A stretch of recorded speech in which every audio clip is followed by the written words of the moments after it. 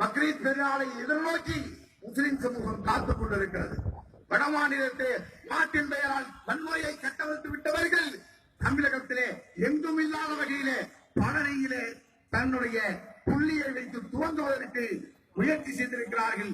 அதற்கான சரியான பாடத்தை காவல்துறை புகுத்தி இருக்கிறது. அந்த காவல்துறைக்கு தமிழ்நாடு முஸ்லிம் முன்னேற்ற கழகத்தின் சார்பிலும் மனிதநேய மக்கள் கட்சியின் சார்பிலும் ஒட்டுமொத்த தமிழ் முஸ்லிம்களின் சார்பாக பழனி நகர காவல்துறைக்கு எங்களுடைய மனமார்ந்த வாழ்த்துக்களையும் நன்றிகளையும் இங்கே பதிவு செய்ய காவல்பட்டிருக்கிறது. துவங்கி இருக்கிறார்கள். இந்த துவக்கத்திலேயே நீங்கள் முடக்க வேண்டும். பக்ரீத் பெருநாளை எதிர்நோக்கி முஸ்லிம் சமூகம் காத்திருக்கிறது.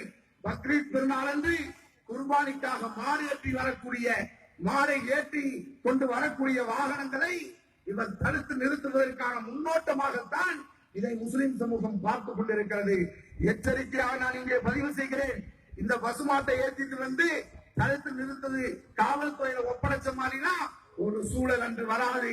காவல்துறைக்கும் உளவுத்துறைக்கும் குறிப்பாக தமிழகத்திலே டெட் பாடி அரசாக இயங்கிக் கொண்டிருக்கின்ற எடப்பாடி அரசுக்கும் தமிழக முஸ்லிம்களின் சார்பிலே எச்சரிக்கையாக நான் இதை பதிவு செய்கிறேன்.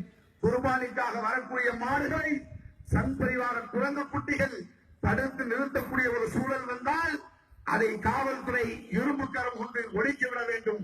அவர்கள் துவங்கி இருக்கிறார்கள்.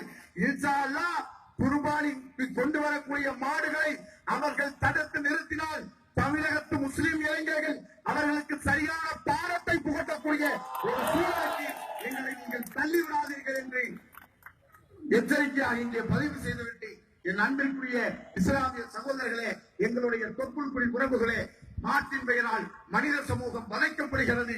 மாட்டின் பெயரால் மனித சமூகம் படுகொலை செய்யப்படுகிறது.